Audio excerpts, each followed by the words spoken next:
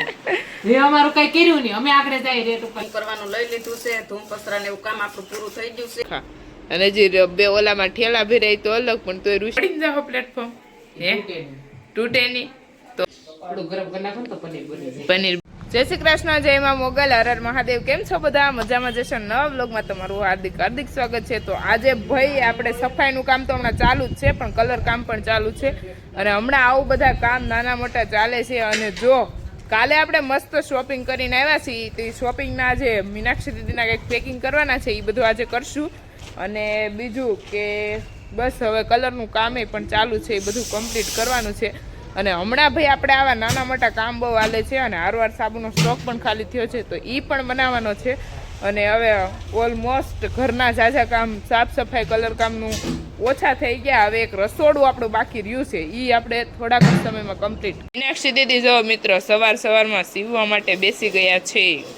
મોટી બેન શું સિલાઈ કામ કૃષ્ણ કેમ છો બસ એકદમ મોજ માં નથી એ પોતાના મેરેજમાં પોતાને જ તૈયારી કરવી પડે હા તે પોતે કરીએ એટલે તો મોજમાં નથી તો ભાઈ મીનાક્ષી દીદી અત્યારમાં સીવે છે અને આજે આખો દિવસ શું તો અત્યારે આપણું કામ છે ને કન્ટિન્યુ કરી દીધું છે સીવવાનું કારણ કે હમણાં અત્યારે થોડાક દિવસો પહેલા આપણે સાફ સફાઈ અને કલરનું કામ હતું એ કામ ફિનિશ થઈ ગયું છે અને હવે આપણે કન્ટિન્યુ ફૂલ ફોકસ આપવાનું છે સિલાઈ કામ ઉપર કારણ કે જો નવી સિલાઈ થાય ને એટલે હિરલ અને ઋષિ બોલાવશે હવે અમારું કઈ કર્યું નહીં અમે આગળ જાય રેટ ઉપર લઈ આવી પાછું રિટર્ન આવે ઈ પણ ધ્યાનમાં નથી આવતા તો એવું બધું ઝઘડાસટી બોલે છે એટલે હવે આપણે કન્ટિન્યુઅસ કરવું પડશે તો અત્યારે મીનાક્ષી દીદી મસ્ત સીવવા માટે બેસી ગયા છે અને જો આપણે આવો કંઈક કલર થઈ ગયો છે કમ્પ્લીટ અહીંયા કર્યો છે વ્હાઈટ અને હજી આ દિવાલમાં કંઈક કરવાનું છે ને મીનાક્ષી દીદી હા ચેન્જ કરવાનું છે કંઈક થોડુંક કરશું તો આ બધું ચાલે છે જય શ્રી કૃષ્ણ જય માતાજી આપણે જો ગૌશાળા એથી હવે આવી જશે કામકાજ પૂરું કરીને અનાજ હમું કરવાનું લઈ લીધું છે ધૂમ પસરા ને એવું કામ આપણું પૂરું થઈ ગયું છે ને હવે લગ્નની તડામારની તૈયારી કરવાની છે તો અત્યારમાં અનાજનું ભાઈ સાફ સફાઈનું કામ મમ્મી એની લોકોએ કરી દીધું છે ચાલુ આ ભાઈનો ફોટો પણ નવો બનાવ્યો છે અને દાદાનો ફોટો પણ કાલે નવો બનાવ્યો છે અને આ પણ દાદાનો ફોટો નવો બનાવ્યો છે પણ થોડો બ્લર આવ્યો છે પ્રકાશભાઈ નાઈ ધોઈ અને હવે ફ્રેશ થવા માંડ્યા છે જો આગળ તૈયાર થાય એ જોવો તમે ખાલી એક વખત એન્ટ્રી મારે એ डॉक्टर साहब डॉक्टर प्रकाश आपका नाम क्या है डॉक्टर है बोली भैया कुछ तो बोलो क्यों कुछ बोल नहीं रहे हो नहीं बोलेंगे आप हम जो एंट्री કેટલી મારે ખોટી વાહ તમારી અદા વાહ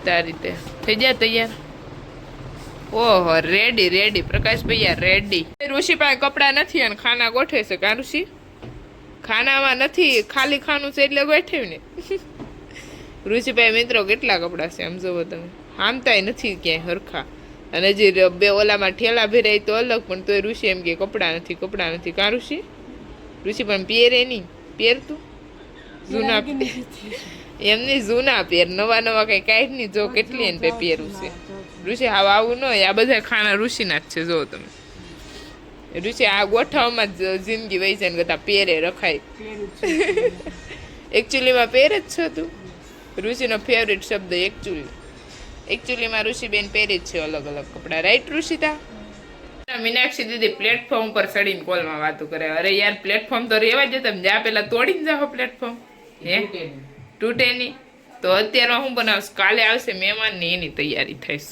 શું કરશો આમ જો એક્સપ્રેશન આપી તમે જો ઓહો તારી ફ્રેન્ડનો કોલ છે મને ખબર છે પણ તું પેલા જવાબ દે મને હાલ પેલા ફટાફટ જવાબ દે આમ જોતા હાવ આવું ઇગ્નોર મારે મિત્રો આપણને યાર તો અત્યારમાં ભાઈ બધા પોતપોતાના કામમાં બિઝી છે અને બધા પોતપોતાનું કામ કરે છે અને હવે તો શું કહેવાય આવું બધું ચાલે અને હવે આપણે પ્રોડક્ટમાં પણ થોડુંક ધ્યાન દેવું પડશે વચ્ચે 3 થી 4 દિવસનો આપણે ગેપ મળે છે તો આપણે બધી પ્રોડક્ટ રેડી કરવાની છે તો પ્રોડક્ટમાં રેડી કરવા માટે આપણે જો હેર ઓઇલ અને અત્યારમાં તો સોપ બનાવી નાખશું અને બીજો બધો થોડોક સામાન આપણો ખાલી થઈ ગયો છે અને જગ્યાના અભાવના લીધે આપણે શું કહેવાય હમણાં પ્રોડક્ટ જે છે ને સામાન એમાં હું બનાવી નાખીશ પછી દીદીના મેરેજ પછી બનાવશું અને આપણે આ રૂમ જો એકદમ ખાલી કરી નાખી છે કેમ કે આ રૂમમાં બેડ કાઢી અને ઓલી રૂમમાં નાખી દીધો કેમ કે અહીંયા તો કે ગણેશ સ્થાપના અહીંયા કરવાની છે અને ગીત ગાવાના અમારે રિવાજો છે. તો ગીત ગાવા માટે પેલા રૂમ ખાલી જોવે બધી બાઈઓને બેસાડવા માટે, તો આપણે એ પણ ખાલી કરી અને રેડી કરી નાખી છે. અને હમણાં તો આપણા બ્લોગમાં ભાઈ બગડા સિટી આવવાની છે, એ પણ તો પ્રકાશભાઈ નેલ કટિંગ કરી રહ્યા છે. કેમ છે પ્રકાશભાઈ? બહુ કામમાં લેવાઈ ગયા તમે તો, બહુ બિઝી થઈ ગયા. તો ભાઈ પ્રકાશભાઈ ઉપર એક ઉપર જવાબદારી જાજી છે. પ્રકાશભાઈ એક અને જવાબદારી જાજી. બધાને ઇન્વિટેશન આપે છે ભાઈ, મેરેજમાં બધા પહોંચી જજો. આ વિડીયો જોઈ લોકો બધા દીદીના મેરેજમાં આવવા માટે નમ્ર વિનંતી. અને આવું બધું ચાલે છે.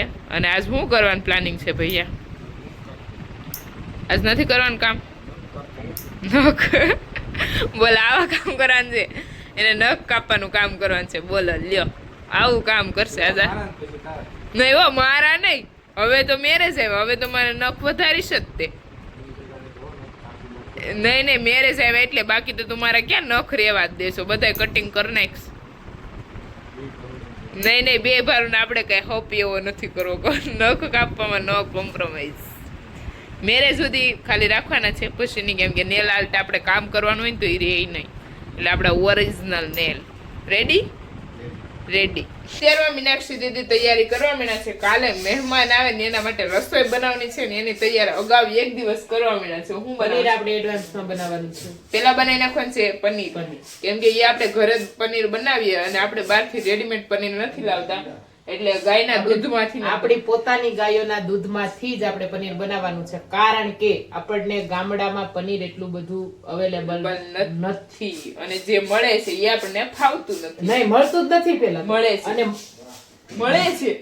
હા તો મળતું હશે, પણ ઘણા દિવસ ખબર નહીં હવે જે હોય એ. પણ આપણે ક્યારે લાવતા નથી. બહુ પેલા એક વખત ટ્રાય મારી છે, પણ એ કે આપણે યુઝ જ નતું કર્યું. અને આવું બધું ચાલે છે. અને મીનાક્ષી દીદી કેવી રીતના પનીર બનાવે ને એ હું તમને કઈ આગળ કહું કે કેવી રીતના બનાવે. ત્યારે આપણે બધી ગાયોનું દૂધ લઈ લીધું છે અને એને પેલા ઉકાળી નાખ્યું અને એમાં આપણે લીંબુ એડ હવે કરી દીધું છે.